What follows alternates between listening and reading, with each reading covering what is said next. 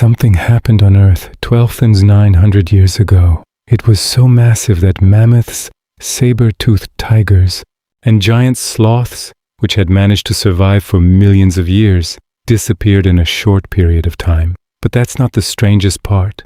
During the same period, the Clovis people, one of North America's first major cultures, were virtually wiped from history. Stone spearheads that had been in use for centuries vanished overnight. Stone quarries fell, silent. It was as if someone had stopped time across the entire continent. So what happened? According to some scientists, the answer lies in the sky. About 13,000 years ago, a massive comet that broke apart plunged the continent first into fire, then into an ice age. But there's a major problem here. There's also a chance that this theory is completely wrong.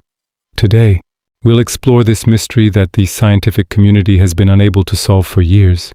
We'll evaluate all the evidence we have, both the arguments for and against, together.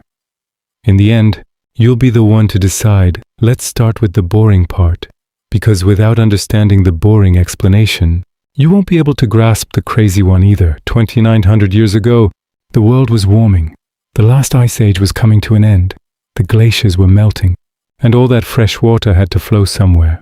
Mainstream science says this: there was a massive lake that had accumulated behind a huge ice wall, and one day that wall collapsed. All that water suddenly poured into the North Atlantic. This is a testable, real mechanism. It is supported by sediment cores extracted from the bottom of the Atlantic. For a long time, this explanation sufficed, but it could never fully account for everything. Why were the extinctions so sudden, rather than gradual as we would expect with slow climate change? Why are layers of charred soil turning up all over the continent, not just in areas near that freshwater source? Why did the Clovis culture vanish suddenly at this precise geological moment, rather than fading away as its environment gradually changed? So the freshwater story explains the cold, but not the intensity. It's precisely in this gap that things start to get strange. A paper that dropped like a bomb. In 2007, a team led by nuclear physicist Richard Firestone published a paper that shook the field. Their claim was this: 1,900 years ago, something exploded over North America, perhaps a comet, or perhaps several fragments of one, and they argue that this explosion can explain the sudden cooling, the extinction of giant animals, and the collapse of the Clovis culture, all occurring simultaneously as a result of a single event. So what convinced them of this? At more than 50 Clovis period excavation sites across North America, researchers have found what they call a black layer. It's a thin, dark-colored sediment layer dating to the Younger Dryas boundary. Sometimes it's only a few centimeters thick, but it appears in the same way almost everywhere. Beneath this layer lie mammoth bones and Clovis tools, traces of a living, functioning world. Yet within and above the layer, there is almost nothing. It's as if a line had been drawn right through the middle of the fossil record, and the entire ecosystem had been told to stop. What's found within this layer also makes the story even more intriguing. Microscopic spheres once formed from molten rock nanodiamonds that could only have formed under the pressure and heat of a genuine cosmic impact in Greenland ice cores. A platinum spike exactly where expected. Platinum is a metal rare in the Earth's crust, but abundant in space rocks. Fractured quartz grains formed by extreme, nearly instantaneous pressure, melted glass, and soot and coal residues that appear to have been burned simultaneously across the entire continent. Moreover, this isn't limited to a single region. The same layer, with the same mixture of platinum and microspheres, has been detected from the eastern United States all the way to Chile, 9,000 kilometers away on the other side of the equator. In 2024, new findings from New Jersey, Maryland, and South Carolina were added, all pointing to the same sudden and catastrophic event. None of them on their own proves much, but when taken together, a pattern emerges that's hard to ignore, but there's no crater to be found. Those who support this theory say the comet broke apart high in the atmosphere, causing a series of airbursts rather than a single impact. Like Tunguska, but on a continental scale, an airburst releases its energy in the sky, not on the ground. So the classic evidence everyone is looking for, a neat crater, and the shattered rocks beneath it, may never have existed. Critics, however, argue that the absence of a crater is precisely why everyone should be cautious about an explanation, built on the very gap and lack of the most obvious evidence that such a borderline theory most desperately needs. Let's turn to Göbekli Tepe. Now, things are moving beyond the geological debate and heading in a completely different direction. In southeastern Anatolia, there is a hill called Göbekli Tepe. It is the oldest known man-made monumental structure, predating Stonehenge, the pyramids, and even agriculture in that region. It consists of a circle of massive T-shaped stone pillars, some exceeding 5 meters in height. According to old textbooks, these were erected by people who supposedly did not yet possess the social organization required to undertake such a task. A relief known as the Vulture stone is carved into one of these pillars. It depicts a scorpion, a vulture carrying a round object on its wing, and other birds arranged in a pattern that is far from random. It's as if a sentence were written not with letters, but with animals. In 2017, Martin Sweatman and Dimitrios Tsikritsis from the University of Edinburgh put forward a very bold claim. Using software, they matched the animals depicted in this relief with the constellations visible in the sky approximately 13,000 years ago, and argued that the panel serves as a kind of timestamp, recording a specific moment in time based on the stars' positions, the date they derived, 10,950 BCE, plus or minus 250 years. Their interpretation goes even further. There is a headless human figure on the same panel, which they suggest symbolizes the catastrophe itself, and they claim that the other columns at the site trace the path of the torrid meteor shower, which is thought to have been caused by a comet. It's as if these people marked not only when the catastrophe occurred, but also where in the sky it came from. If they're right, the people who built the world's oldest temple also left behind the earliest written record of a catastrophe. But of course, for such a bold claim, a mere coincidence of two numbers isn't enough. What do the archaeologists say?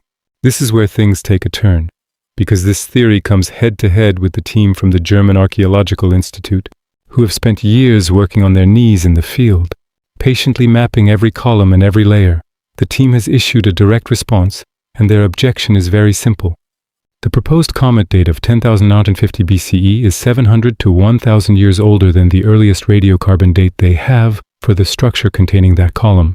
Radiocarbon dating, unlike correlation with star charts, is one of the most rigorously tested methods in archaeology. To put it simply, if this relief was created in memory of that disaster, it would have had to have been made before the wall on which it is carved was even built, and even before the column was erected there. This is not a minor issue. It's the kind of problem that would put an end to a theory before it even gets off the ground in most fields. The comet theory itself doesn't fare much better under close scrutiny. In 2023, a team led by Vance Holliday published a comprehensive rebuttal in the journal Earth Science Reviews, addressing each piece of alleged evidence one by one. Their findings are clear and unequivocal. Not a single impact crater dating to the onset of the Younger Dryas has been found, despite more than 15 years of searching as of today. The general consensus in the field views the Younger Dryas impact hypothesis as a fringe theory that has been largely rejected. The comet interpretation of Vulture rock has also become synonymous with the name Graham Hancock, a figure who has long been a thorn in the side of archaeologists, with his claims of lost civilizations. But the story doesn't end there, because another article published in 2022 makes a point worth considering. Regardless of whether the comet actually existed, the article does not claim that the comet definitely existed. It takes a more cautious stance. Perhaps the scientific community rejected this idea more quickly and definitively than the evidence at the time warranted, and this could be a repeat of a pattern that has previously embarrassed the field twice. New supporting studies continue to emerge. New counter-arguments also continue to respond to them point by point. The debate is still far from resolved in some corners of the field, even though the general consensus tends to reject the idea outright. So what is undisputed? This brings us to the part that no one disputes. Whatever the cause, the Younger Dryas hit hard. Temperatures may have dropped by as much as 10 degrees in as little as 10 years. That's a change fast enough for a person to witness within their own adult lifetime, fast enough to see the world their children were born, and to become unrecognizable by the time their grandchildren are born, about 3/4 of north. America's largest animals went extinct during this brief time frame, and human activity across the continent collapsed to a measurable degree. Stone quarries that had been worked continuously for centuries were suddenly abandoned, with half-finished tools left where they were. The number of Clovis sites hits rock bottom at this point. According to some estimates, there was a nearly 50% drop in human activity overnight. But here's the key point to focus on. The Clovis people did not disappear. Researchers studying this decline are clear on this point. The unified, continent-wide Clovis culture fragmented, but the people themselves dispersed into smaller, regional groups. They adapted to the landscape around them, developed new tool forms suited to their new environments, and devised new hunting methods for a world with fewer mammoths and more open grasslands. A shared way of life came to an end, but the lineage continued. This is the real answer to the question in the headline. Did ancient people survive a comet impact? We don't really know if a comet was the cause, but we know this with absolute certainty. Whatever happened, the people living through that era were driven to the brink of collapse, and yet they survived. Not unscathed, not united but alive, scattered into small groups, carrying with them whatever knowledge remained after fire, cold, and the extinction of nearly everything they hunted. Perhaps the real headline should be, the comet didn't end the world. Something catastrophic happened 12,900 years ago. We still don't fully understand what caused it, and the people who lived through. It did what people always do when the ground shifts unnoticed beneath their feet. They adapted, they split into small groups. They carried the knowledge that was useful, and they kept moving forward. The comet debate will likely continue for years, perhaps even decades. Someone will have to find a hidden crater beneath a layer of ice or on a stretch of coastline no one has looked at, or definitively disprove it. But if you set the comet debate aside, what remains is something that is not controversial at all. A world changing at a catastrophic pace, faster than almost anything else in the geological record of that era. A culture crumbling under pressure, unable to hold together what it had held for centuries, and the people who did not perish along with it. A time without writing, time without any of the tools we now consider essential for weathering a crisis. People who found a way to ensure the survival of their kind. That part, whether the comet story is true or not, has already survived, and in a way that might be even more impressive than either of the other two.